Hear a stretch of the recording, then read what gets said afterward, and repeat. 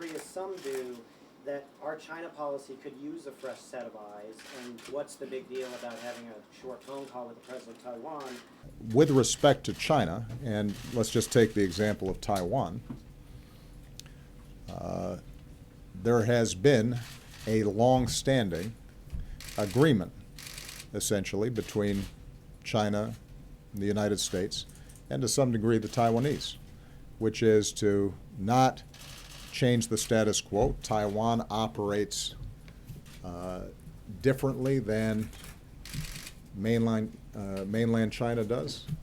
China views Taiwan as part of China, but recognizes that it has to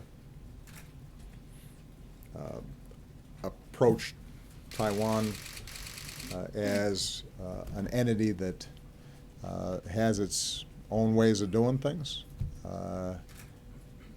The Taiwanese have agreed that as long as they're able to continue to function with some degree of autonomy, that they won't charge forward and declare independence. And that status quo, although not completely satisfactory to any of the parties involved, has kept the peace and allowed the Taiwanese to be a pretty successful and economy and a people who have a high degree of self-determination.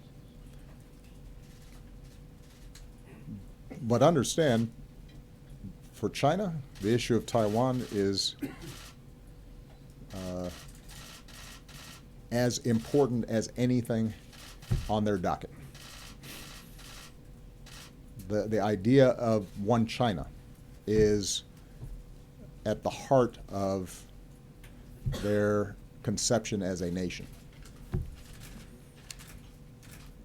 And so if you are going to upend this understanding, you have to have thought through what the consequences are, because the Chinese will not treat that the way they'll treat some other issues. They won't even treat it the way they treat issues around the South China Sea, where we've had a lot of tensions. This goes to the core of how they see themselves. And their reaction on this issue could end up being very significant. That doesn't mean that you have to adhere to everything that's been done in the past. It does mean that you got to think it through and have planned for potential reactions that they may engage in. Is the vision that you've seen him putting forward